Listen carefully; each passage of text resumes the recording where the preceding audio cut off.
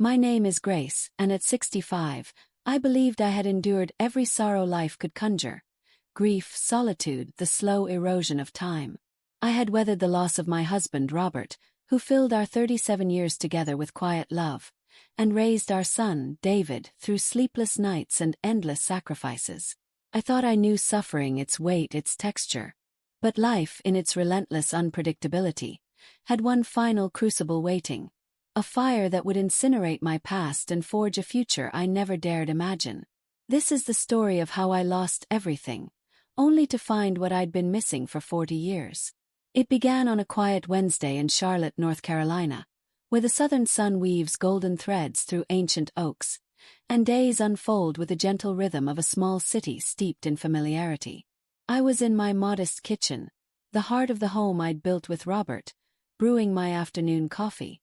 The scent of fresh grounds usually wrapped me in comfort, a ritual as dependable as the ticking of the old clock on the wall. That day, though, a sharp, unnatural odor intruded. Burnt plastic mingled with scorched wood, acrid and wrong. My heart quickened, a primal instinct urging me to move. I set down my mug and shuffled toward the living room, my slippers whispering on the worn linoleum floor. Pushing open the door, I was met by a wall of smoke, thick and suffocating, stinging my eyes and seizing my throat. Flames devoured the curtains, their orange tongues licking greedily up the walls, casting eerie shadows that danced like specters. The sight paralyzed me, my mind struggling to grasp the nightmare unfolding before me.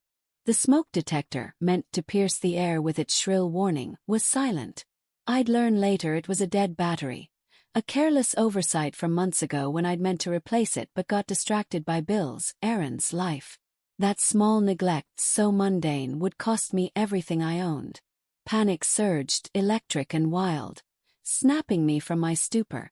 I stumbled back to the kitchen, hands trembling as I grabbed the phone from the counter. Dialing 911 felt like an eternity, each digit a battle against the fog of fear clouding my mind.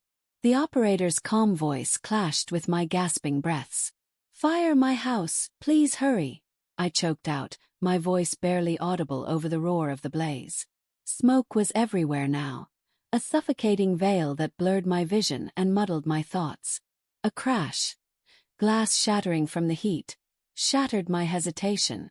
I snatched my purse, the only thing within reach on the kitchen table, and bolted for the back door. As I fled, coughing violently, I caught one last glimpse of our family portrait on the wall. Robert's kind face, forever smiling, now curling black at the edges as flames closed in, consuming the memories we'd built together.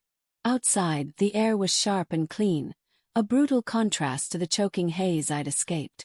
Neighbors had gathered on the street, their faces etched with shock and sympathy, some clutching phones, others holding each other.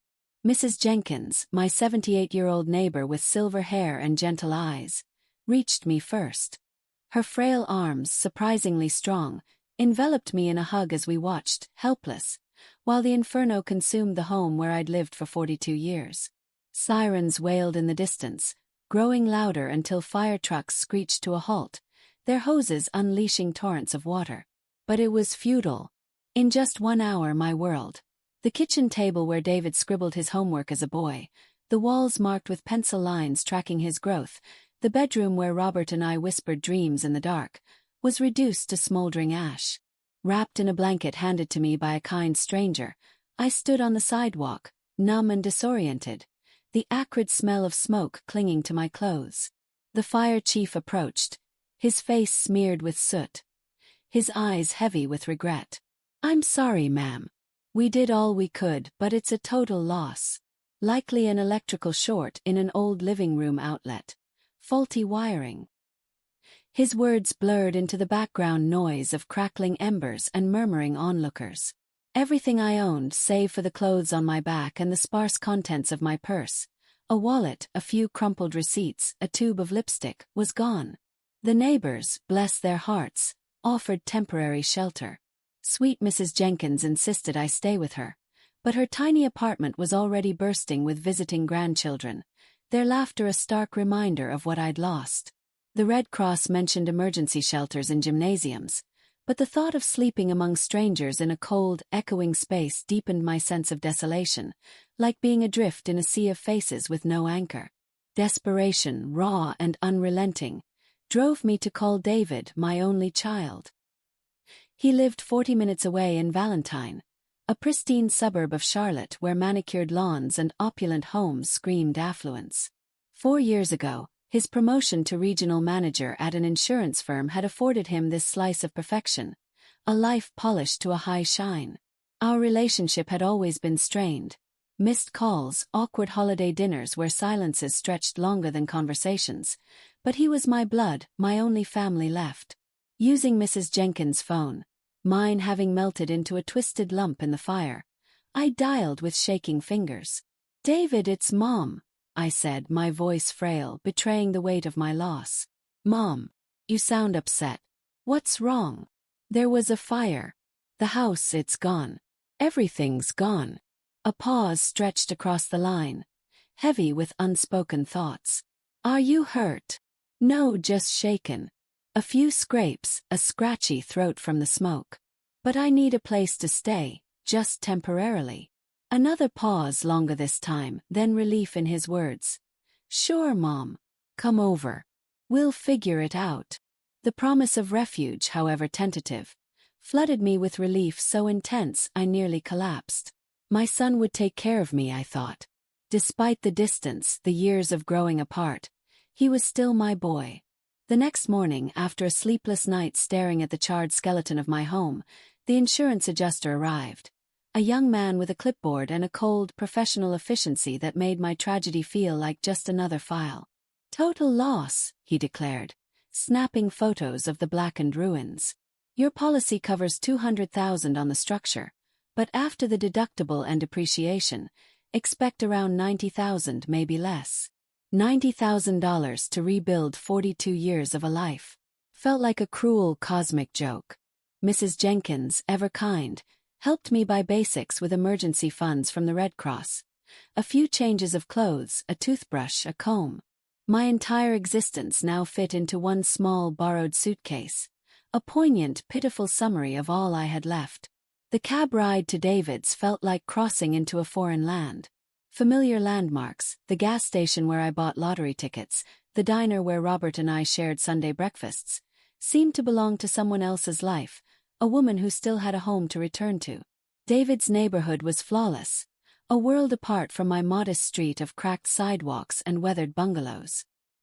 His 2-story colonial home, with white shutters and a vibrant red door chosen by his fiancée, Victoria, gleamed like a spread from a lifestyle magazine. I paid the driver with the last of my cash, stood in the driveway, and summoned courage. This was temporary, I told myself. Just until the insurance money came through and I could find a small apartment, a place to start over. David opened the door before I could knock. His face a mirror of Robert's eyes and my stubborn chin, but tinged with unease, as if my presence disrupted his carefully curated world. "Mom," he said, stepping aside to let me in. His voice holding a note I couldn't place. Distance, perhaps, or discomfort. Victoria appeared behind him almost instantly, as if she'd been waiting in the wings. At 30, she was poised, immaculate in white jeans and a silk blouse that likely cost more than my monthly grocery budget. Her brown hair was pulled into a messy bun that somehow looked perfectly styled, and her smile, though polite, never reached her eyes. "Grace, how horrible about your house," she said, her gaze flickering to my ragged suitcase rather than meeting mine. I set the suitcase down in their pristine entryway, suddenly conscious of how out of place I looked. The smoke's acrid scent still clung to my hair, despite the shower I'd taken at Mrs. Jenkins' apartment. My new clothes, cheap and simple from a discount store, felt inadequate against the polished marble floor. "It's just temporary," I said quickly, trying to reassure them and myself. "Just until I get back on my feet." David and Victoria exchanged a glance, one of those wordless conversations that couples have, the kind Robert and I used to share. But from the outside it felt like a wall, shutting me out of a world I didn't belong in. "Let's sit down and talk," David said, guiding me into their living room. It was beautiful in the way magazine homes are beautiful. White furniture that looked untouched, glass coffee tables reflecting light from spotless windows, hardwood floors gleaming underfoot. I sat on the edge of the sofa, my new sneakers planted firmly on the floor, afraid to leave a mark. Victoria noticed and flinched slightly, a subtle tightening of her jaw. "So, what's the plan?"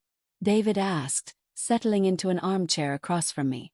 Not beside me, where he might have offered comfort, but opposite, like we were conducting a business transaction.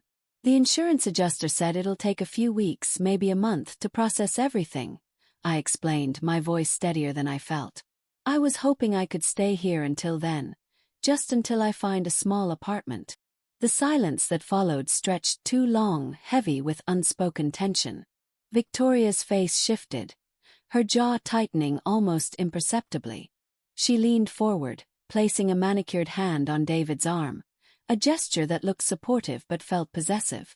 "Mom," David began, his tone carrying a weight that made my heart sink.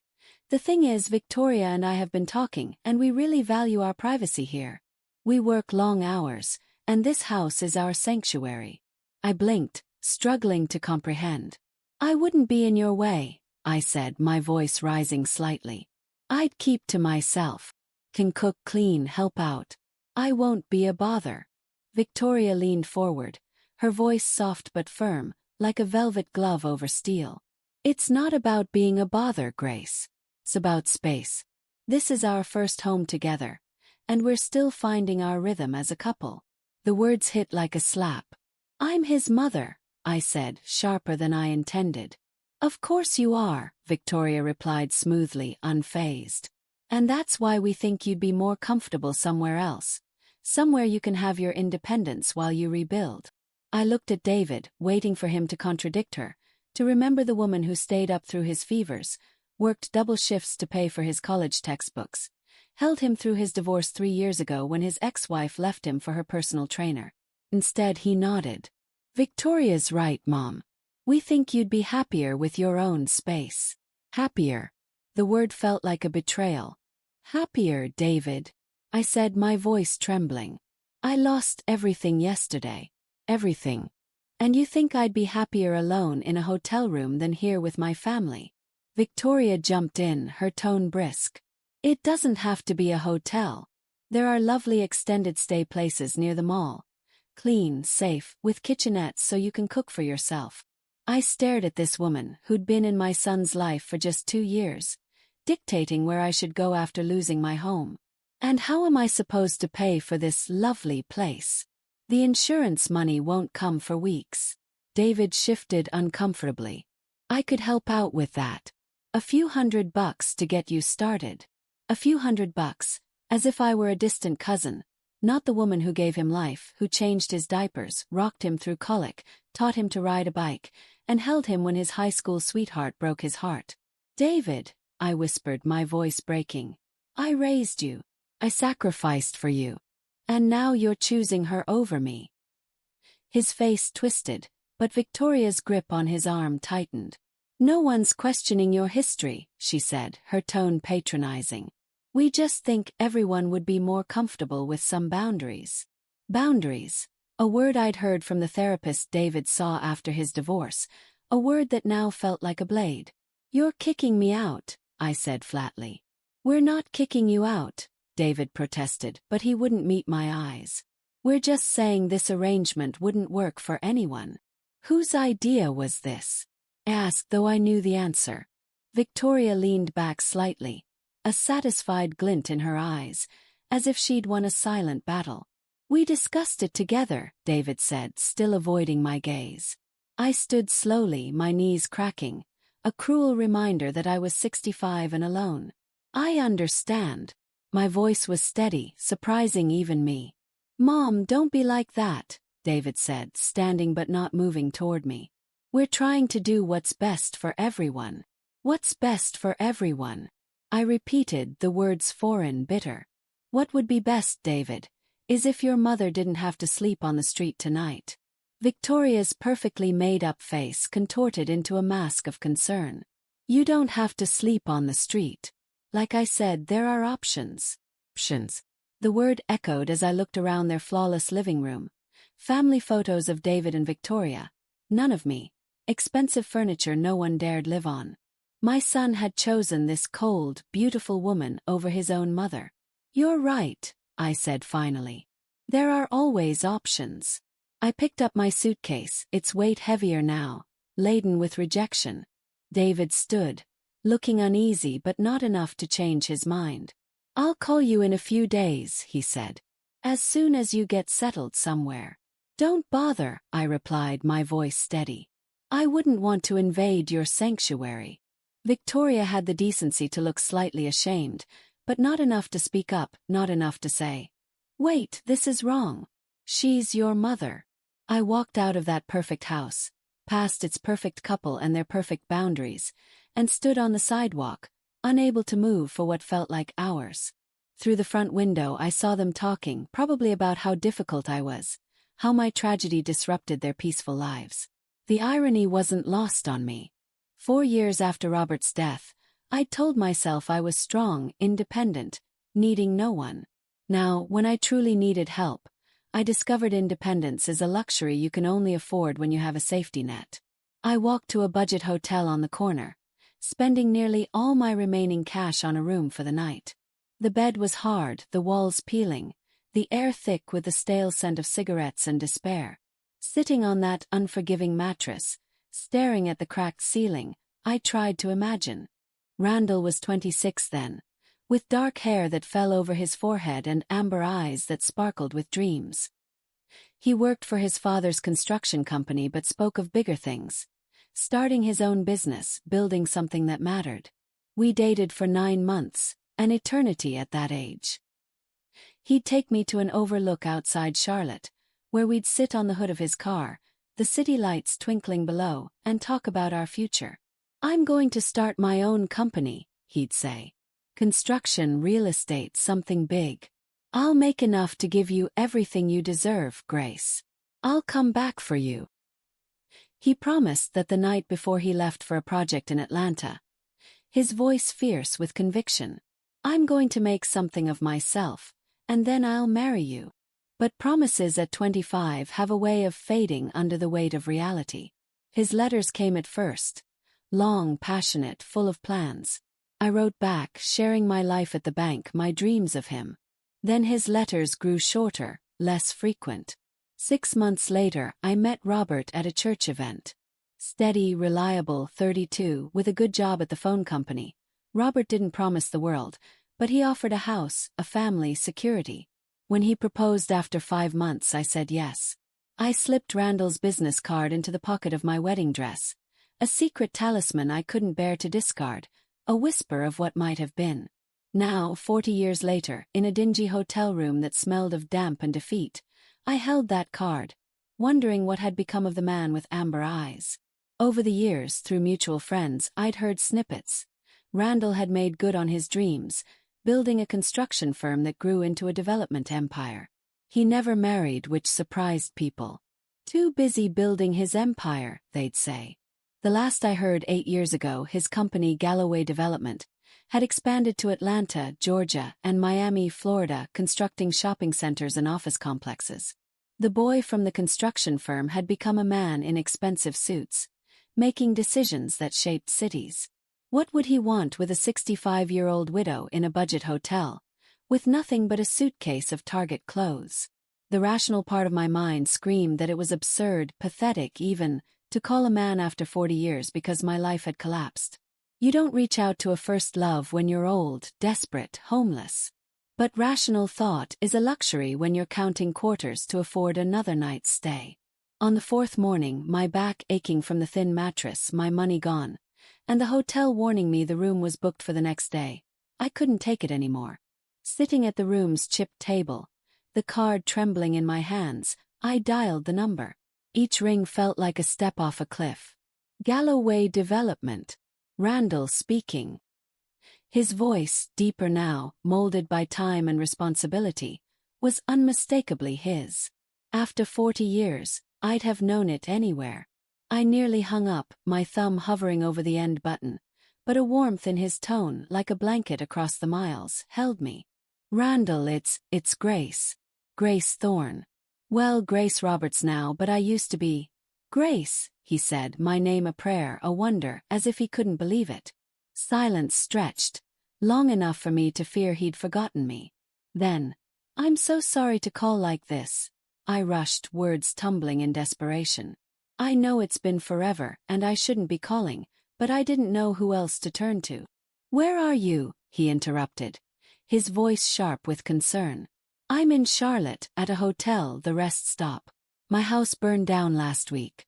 I lost everything and my son. He doesn't want me to stay with him. I have nowhere to go. The words spilled out, each one harder than the last, admitting my son's rejection like confessing a failure at the core of my being. Give me the exact address, Randall said, his tone now all business. I'm coming to get you. You don't have to, Grace. He cut me off firm, allowing no argument. Tell me where you are. I'm walking to my car now. Over the phone I heard a door close, an engine start. I gave him the address, my voice a whisper. Randall, I'm not the girl you remember. Neither am I, he said, and I heard the smile in his voice. But I've been waiting 40 years for this call. After we hung up, I spent the next hour packing my few belongings, alternating between panic and disbelief. What was I doing? This was insane. You don't pick up a relationship after 4 decades like resuming a paused conversation. But as I peered out the hotel window, waiting for a car I wouldn't recognize, carrying a man who might not recognize me, I felt something I hadn't since the fire. Hope. Foolish perhaps, but hope nonetheless. At 65, with nothing left to lose, hope was worth the risk. At 10:45, a silver Mercedes pulled up, gleaming against the worn backdrop of the street. My heart pounded as the driver's door opened. Even with gray hair and lines around his eyes, even carrying the weight of decades I hadn't shared, I knew him instantly. Randall Galloway stepped out, as if emerging from a dream. He looked up at the window, and the years crumbled away. I grabbed my suitcase and hurried down the stairs, afraid the dream would vanish if I lingered. He stood by the car, waiting, his relaxed confidence refined by success and maturity. Dark jeans, a navy sweater, expensive, understated. But his eyes, those amber eyes that haunted my dreams, were unchanged. I wanted to hide, to retreat from the wrinkled woman I'd become, my cheap clothes wrinkled, my hair gray and unstyled. But he smiled, a smile that made my heart leap as it had at 25. Hello, Grace, he said softly. I walked toward him, unable to breathe. Up close, I saw Time's marks, salt and pepper hair, lines bracketing his eyes and mouth, a broader frame. But his smile was the boy who'd promised me the world. Hello, I managed, my voice a whisper. He studied me, taking in every detail. I wanted to apologize for my appearance, for my desperation, for calling after all these years. Instead, he said 3 words that changed everything. You look beautiful. Tears came unbidden right there on the sidewalk. 40 years of pent-up sorrow, 4 days of uncertainty, a lifetime of feeling not enough. It poured out in gasping sobs. He didn't shush me or offer empty promises. He took my suitcase with one hand, wrapped his other arm around me, and let me collapse against his chest. He smelled of expensive cologne and clean laundry, of success and stability. His sweater was soft, his arms strong around my trembling shoulders. I'm sorry, I choked. I shouldn't have called, shouldn't drag you into this mess. Shoo, he murmured, stroking my back. You should have called years ago. When the tears subsided, I pulled away, embarrassed by the damp patch on his sweater. I must look like a disaster. He wiped a tear from my cheek, his touch gentle. You look like someone who's been through hell and survived. That's not a disaster, Grace. That's strength. I laughed, shaky and bitter. Strength. I'm 65, in a dive hotel because my son doesn't want me. That's pathetic. His jaw tightened, a flash of anger in his eyes. Your son is a fool.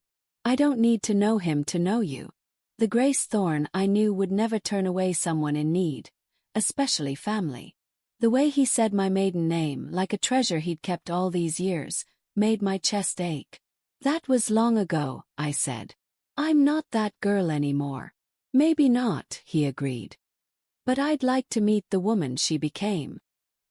He placed my suitcase in the trunk of his luxury car, opened the passenger door, and I slid in, stunned by the unreality of it all. Days ago I had a home, memories, a life. Now, I was in the car of a man I hadn't seen in 40 years, with no idea what came next. Where are we going? I asked as he started the engine. Home, he said simply.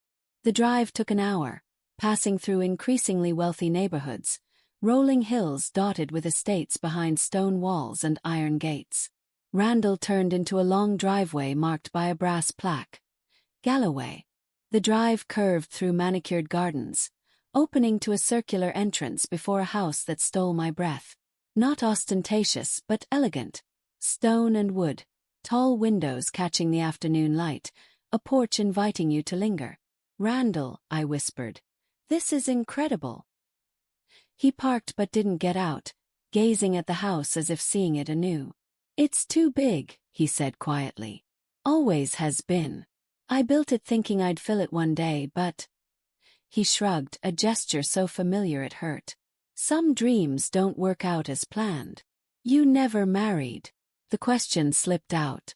He turned, his expression unreadable. Came close a couple times, but something was always missing. He paused, then said, You.